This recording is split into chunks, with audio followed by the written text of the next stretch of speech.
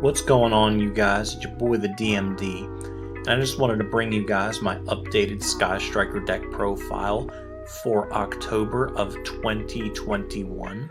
I know the ban list may drop at any point after today, but I just wanted to bring you guys this profile just so you can see what I played throughout this format, as I feel like I've perfected the list to the best of my ability. Just FYI, my local meta right now consists mostly of Tri-Brigade, some Prank Kids, and a lot of Rogue, but in terms of meta, the majority of what I play against is in fact Tri-Brigade and Tri-Brigade variants. There are also other Rogue decks like Invoked, Shaddoll Dogmatica, but we can get into more specifically what I play and for what later on in the profile. So for now, let's just get started with the basics. So this is Pure Striker, so of course we're playing 3-Ray. This card is amazing. The fact that it floats and it's basically unkillable is just incredible, and it gets you to your links. 2 Rose, this is just Boneless Ray. It's just really a name. The fact that you can't float back into it is kind of unfortunate once your striker link gets killed, but it's just not as good as Ray is. But they both do make Hayate and Shizuku, so they're still pretty decent-ish. For the hand traps, we're on 3 Ash Blossom. This stops everything. Veiler, of course, because it's really good against Tri-Brigade right now. It can also hit Alistair and Ecclesia, so it's really good in the Invoked matchup, unless they draw the invocation and then it's a free light for them to banish, but except in that instance, this is really good in the Invoked matchup. And then moving on, we also have just 2 copies of this. I couldn't find the room for 3, but 2 copies of Ghost Bell. This is obviously really good in the Prank Kids matchup when they go to tribute Rocket Ride or one of the links to get resources back for the following turn. You can just go spell them, and of course this is good against Revolt too. Moving on to the spells, we've got triple copies of Area Zero. I swear by this card, it's so good. It allows you to dig through your deck and to get a card you don't need and trade it for a striker spell, which also gets you into deeper to your engine.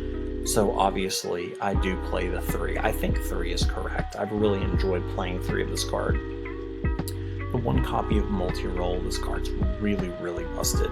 Just making all of your spells spell speed 4 is just incredible. And then of course the Shizuku Shuffle, where you can reset this card, this next card, which is Widow Anchor, of course. This and Shark Cannon are your defensive cards, in case you did not know, but Shark Cannon especially is really good right now. Widow Anchor is really good in the Tri-Brigade Tri-Brigade matchup, and Shark Cannon is really good in all the more Rogue matchups, and like the Invoked and the Salamangreat matchup. All those matchups, Shark Cannon comes in really clutch. It's also really good against Virtual World, just being able to stop their critical plays and stop them from making their synchros. Moving on towards the one-ofs, we have the 1 Engage, the God Guard, 1 Afterburner. This card's really good in the grind game. Eagle Booster is incredible because it makes all your stuff unkillable. And of course, Hornet Drones is your token summoner. It's another copy of Ray and Rose. Yeah, Afterburner is really strong because it also pops back row. It's what really propels you to win in grind games, because it's basically like a -2 for your opponent every single turn. It's really, really strong. Just being able to pop a monster and a spell and trap, it's technically a +1 every turn. 2 MST to pop Area Zero and other back row. We're playing the Foolish Burial Goods package with Metal Foes Fusion. 3 copies of Pot of Desires. This card's a +1 and you need it because you're playing a control deck. 1 Terraforming to search Area Zero, 1 Rhoda. And that essentially rounds up all of the spell cards in the deck. The only thing left in the deck after the spells is simply 3 copies of Infinite Impermanence. This is really good against Tri-Brigade, which is, of course, the best deck right now. So being able to stop the monsters from banishing, like the Karas from banishing cards to summon the Link 2, is really imperative. So, of course, the 3 copies of Infinite Impermanence to round out the main deck. The extra deck is pretty linear. Of course, we got the 1 Sky Striker Ace token to summon off of Hornet Drones. And then we have the 3 Kagari, all dark Kagari. I love this Kagari. 3 Shizuku. We've got 2 copies of Hayate. I didn't see the need for the 3rd. The 1 kinda really comes up because time rules and it's funny. So Kina's really MVP. It actually won me a couple matches in my last locals. This card, Zeke, is incredible. Just being able to clear a monster and then get back, link off a monster that you Widow anchored from your opponent. It's just really, really strong because it's just monster removal. 1 Phoenix, 1 Ningirsu, 1 copy of Halka Fibrax, 1 Selene, and 1 access code for the access code package. And that rounds out the extra deck. Obviously, the side deck is mainly up to personal preference just because everyone's locals is different, and I don't do remote duels, so there's not really anything relevant in terms of what I'm citing for an actual event, because there are no like actual events. There's just really locals, and that's pretty much it. Before I go, guys, there is one last thing that I wanted to address about the deck. I know this has been already a decently long video, but I did want to mention one thing in terms of the hand trap ratio.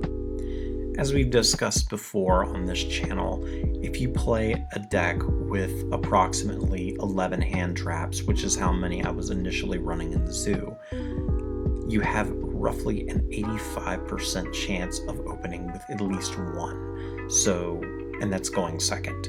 So the hand trap number that I run currently, I found to be sufficient for me. I know some lists play more, some play 12 or even 13, but I just feel like the 11 that I'm playing for now are optimal. Perhaps you might think differently. Feel free to leave that thought in the comments section below, but I found the hand traps that I was playing to be sufficient. And I don't think I would really change anything. Maybe I would consider a 3rd ghost spell, but I simply could not find the room in my list to play a 3rd copy of Ghost Spell. There was just no way I could fit it while playing all the other cards that I wanted to play while staying at 40, which is something I definitely wanted to do. So that being said, that explains why I'm playing 11 hand traps and not more. But outside of that, that's pretty much all I have for you guys today. It's me, it's that DMD, and if you guys have not already hit that subscribe button and click that notification bell, please be sure to do so before you head out for your day. But thank you for watching, and I will see you in the next video. Your boy is out.